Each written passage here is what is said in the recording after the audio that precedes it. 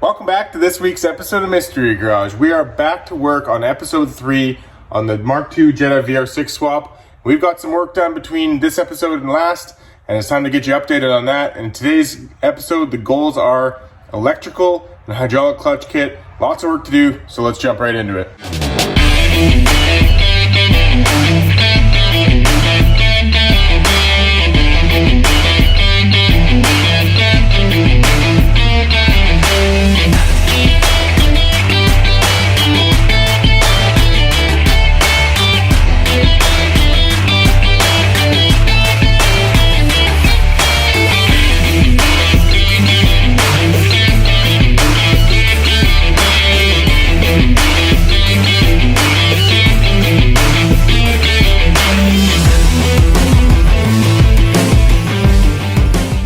Okay, welcome back to today's episode. Now, like I said in the intro, today is episode 3 on this VR6 swap. The goal today is electrical and getting the clutch kit set up. Then hopefully next episode, we'll do a fuel tank swap or fuel system swap, and then we'll go ahead and hook up the exhaust, and we should be ready for fire.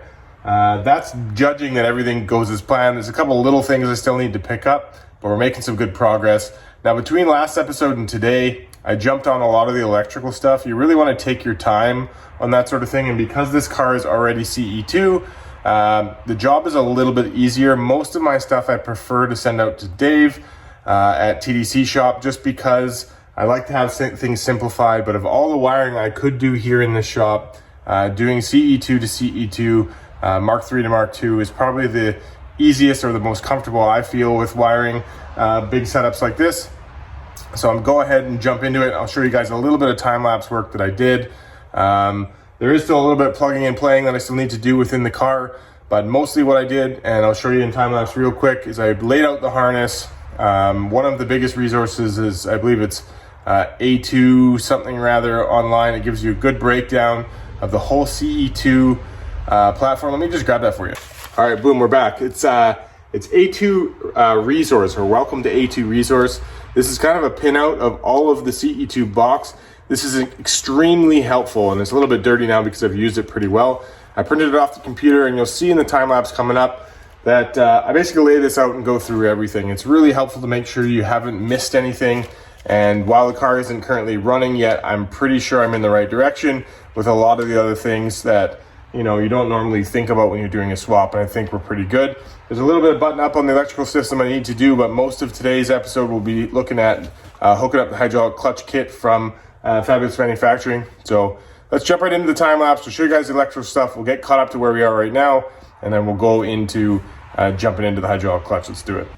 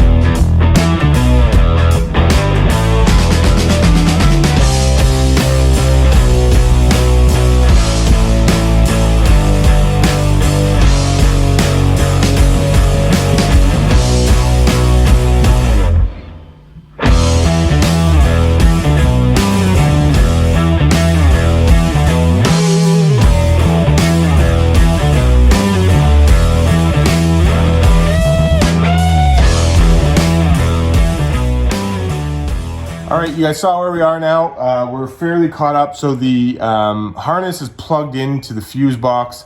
Everything is laid out in the engine bay. Not everything is hooked up and connected. A lot of what I did is laid it out to make sure I haven't forgotten anything. So today we're going to go ahead and plug the rest of it in, make sure everything's ready to go. And like I said, then we're going to jump right into taking care of the hydraulic clutch kit. This clutch kit exists underneath the dash.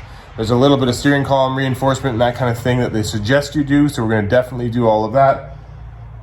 And sorry, I shouldn't say steering column upgrades. It's welding to the clutch or to the pedal box to make sure the pedal box is a little bit firmer. So we're going to jump into that. And what else? We're going to plug away at all the little things just so next episode can potentially just be fuel system exhaust fire, because that would be a lot of fun. So let's not waste any more time.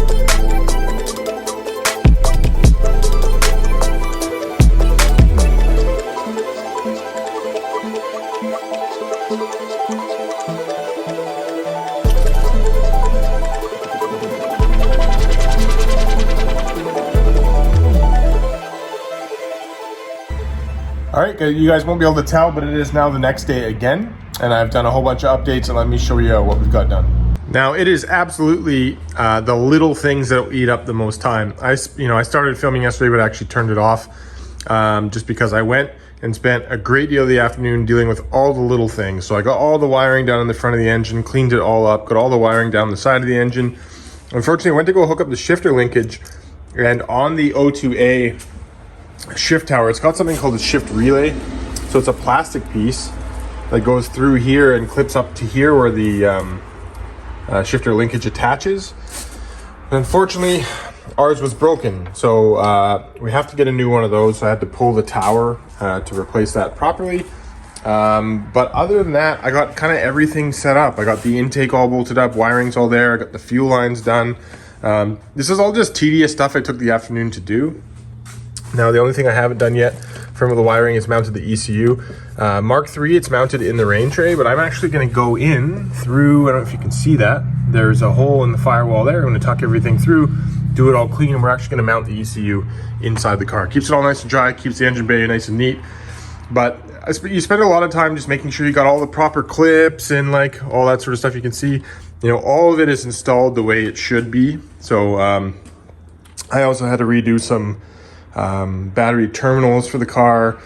I did the power steering assembly appropriately. You can see, just to pull that off, I put the proper bracket on, which wasn't there before. Lucky I'm a Mark 1 guy. In the later Mark 1 stuff, especially cabrios that came with power steering, that bracket's actually removable, that bolts onto the core support. So I modified it to fit it there as it should have been. What was there before, you guys saw me in the time lapse, cut that off. I've done everything appropriate. So we just have to keep plugging away. The next thing, other than the wiring, tucking the ECU part, everything here is pretty much done with exception of the shift tower, which I just need to finalize. Then we can go ahead and throw the radiator back on, fill it with coolant, all that sort of stuff. We're getting really, really close to being able to start. Now, I need to deal with, so the lighting is kind of terrible. We need to get under here and start working on doing the hydro clutch swap from Fabulous Manufacturing. So I'm going to go ahead and throw it in time lapse, and I'm going to do that. I'll show you guys as much of it as I can. Other than that, the only thing we have left is the exhaust and the fuel tank, which I said I wanted to do next episode, and hopefully we will have fire. So let's go ahead and tackle this.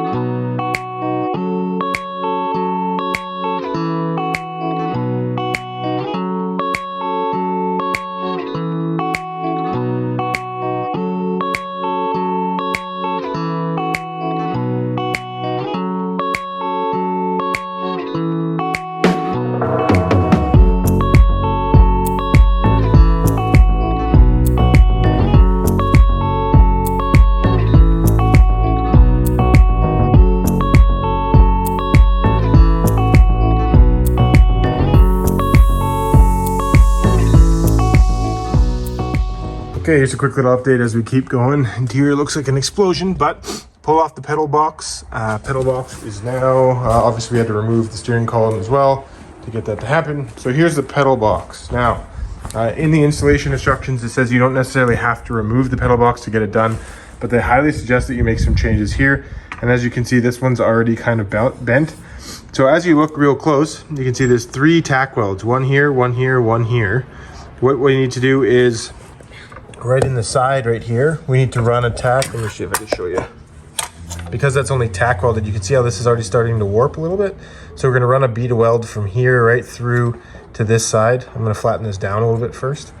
Then what happens is, obviously this is your clutch pedal on the pedal box. And your actuator is right there. I actually put this is part of the kit right here. I just put it on because I was test fitting it. Let me take it off. So what happens is this bracket from Fabulous, which is again a pretty cool piece of equipment, slips up right in here like this, and you can see how it bolts right to this plate, which is pretty important, and then it bolts up here through the top of the box to reinforce that. Then what we do is you take the master, and the master goes in. I take it apart slightly to check everything. Goes like that, bolts into this part of the pedal, and away we go. We more or less have a clutch, hydraulic clutch master, obviously bleeder screw. This is where the fluid comes in, and on this side is where the hose is going to go out into the engine bay to actuate the slave. So that's pretty much about it, but what I'm going to do now is keep going. I'm going to go ahead and weld this, bolt it on, put it back in the car, and so forth. So you guys will watch that in time lapse. Let's get to work.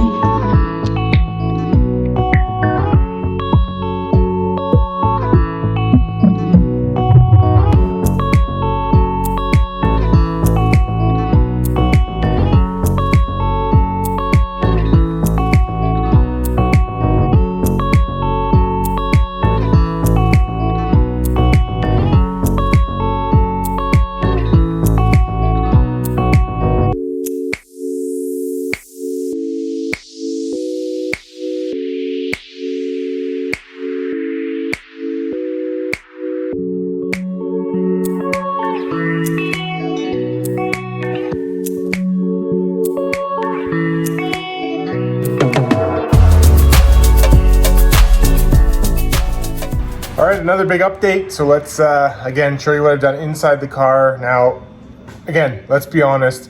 There's certain parts of the build, like this particular video, wiring and clutch conversion and stuff, that aren't really exciting stuff. But remember, if you're doing a build like this, there are plenty of parts that aren't just excitement. You got to work slowly when you're doing the wiring. You got to make sure that you're, being methodical. You're thinking about everything. You're taking your time. Often, why this particular video has taken me 4 or 5 or 6 days in small chunks to get to where we are. You don't want to rush any of this stuff. A lot of it's tedious, but this is the part of the build that a lot of people get stalled on. It's all the small stuff. It's easy to drop an engine in. It's easy to, mount the transmission and hook up the shifter box and all that sort of stuff. But it's the wiring. It's the small plumbing issues. It's the little electronic components. It's stuff inside. My personal non-favorite item is working inside the car. I'm a tall guy. Being under the dash and bending around and stuff, working on the pedal box today, it kills me. It's hard to get in there and being a tall guy, it's hard to get in there and get stuff done. But we got it done, so let me show you what we did. All right, so we accomplished a lot. I mean, earlier, this dash was absolutely blown apart. So is the console. Obviously, we still have the under tray to cover up this. Blue wire being speaker wire, and I think that yellow wire is something to do with his stereo. Normally I would clean that up, but I'm just going to leave it because it's not mine to be choosy about what's going on with that stuff there. It's here just for the motor swap and everything else performance related. Interior wiring is kind of up to him, but underneath here, let me just grab the light here for you and show you what we got done. So you can see just how discreet this assembly is. And I wish this wiring wasn't here, but you can see right here, there's the clutch master. You can see how the hose comes off of it. that actually tucks up like that. That's just how I ran it. You can run it however you want. I went up and over the steering column and then down through there into the firewall, all really nice and clean. Inside the bay, there's only enough length to get to exactly where it needs to go. And you can see the reinforcement there. He also got the extra reinforcement from Fabulous Manufacturing. You can see this that wraps around the steering column and also supports that pedal. It just takes any flex out of, you know, clutch dumping or what have you. Anything where you're being rough with the pedal box, it takes all that out. There's absolutely no flex in this box whatsoever now, which is awesome. Between my weld and that bracket, it will really stiffen things up a lot. But you can see here, I still need to bleed this. That bleed screw is right there. I'm gonna do that a little bit later on. The reason why is I really wanna get that shift tower fixed first. And then as I started to bolt everything back together, you can see I threw in the VR6 cluster, which is obviously an integral part of this job. If you're looking at how to do that, I highly recommend, Jake put a video out, Jake Roston, probably about, I don't know, a month and a half ago, something like that. You know, don't quote me on it, but it shows you exactly how to do that. Super, super helpful. So I went and threw mine in. Everything is pretty much ready to go. It's all wired. The rest of the interior, I kind of gave it a quick vacuum, cleaned everything up from the mess I made, just because you want to keep things clean as you're going along the process. We're not done with the wiring, but we're mostly done for now. In the engine bay, I'll show you real quick. You can see just down here where this line comes out. Sorry, the focus there. This line comes out. This is the clutch line. You can see how it disappears into the firewall. You never really see it. It's a super clean install. This slave right here will go, where are we? Go in here. And again, this line right here connects right here. And then where are we? Let me find it here. Here we are. This hose, which supplies the master underneath the dash with a hydraulic fluid, which actually is brake fluid in this case, will hook up right here to the side of this brake reservoir. And it looks like this. So we'll replace this one with this. It's got the nipple off the side and it will grab that line. So let me show you one more time. It just goes up just like that and meets exactly up with that nipple that's on this one. So I'm gonna do this at a later date, probably next episode or in between episodes. The reason why is I really wanna get that shifter setup done before I go and bolt this in, because it just makes it a little bit easier having all this stuff out of the way to get that tower back in once you get that relay fixed. And then we'll go ahead and swap this out. We'll bleed it out. I have a little small vacuum pump bleeder. I will suck fluid out. It's really hard when your bleed valve is below the fluid. You kind of have to pump. Sometimes no amount of pumping will get rid of an airline when your bleed valve is actually below its supply. So I'll actually suck it out by vacuum to ensure there's absolutely no air in the system. But we got a ton of stuff done in today's episode, guys. All the little minute things, you know, even down to, you know, hooking up all of the vacuum lines and everything, getting ready to get this motor started. So once again, I know this episode probably wasn't super exciting, but it's the must-do stuff you got to get done to see it build through. So episode 3 concluded. We're moving on to episode 4 next episode, guys. We're going to do the fuel tank swap, which remember this car used to be a diesel. So we're going to do a changeover actually to the Mark III fuel tank and fuel pump. If you had a gas Mark II, you'd have the 2-pump system, the slight feed from the tank down to the secondary pump underneath the car, which pumps it to the engine bay. This one is just a diesel, so it doesn't really even have a pump. It has a filter. It comes to the front. So we're going to do the Mark III swap anyways, which is I highly recommend for your Mark II. Just to simplify the pump system, you go down from 2 pumps to 1 pump. Just makes it a lot simpler. We're going to do that next episode, as well as we're going to finish up the exhaust. We need to have a downpipe flex into the rest of the exhaust system. So we need to weld that up. We also need to weld in an O2 bung. And that about sees the exhaust system through. That'll see the fuel system through. We've hopefully done everything else on the car. I actually just need to toss in some drive shafts and this car should be ready to go. Super looking forward to next episode, guys. Thank you very much for watching. I really do appreciate it. Again, remember, you got to see your projects through. If they're sitting in the garage right now, deal with the hard stuff. You'll feel so much better once it's all behind you. Thanks very much, guys, for watching. Really do appreciate it. Haven't subscribed to the channel, highly recommend that you do. We'll see you next time. Thanks very much for watching. Take care.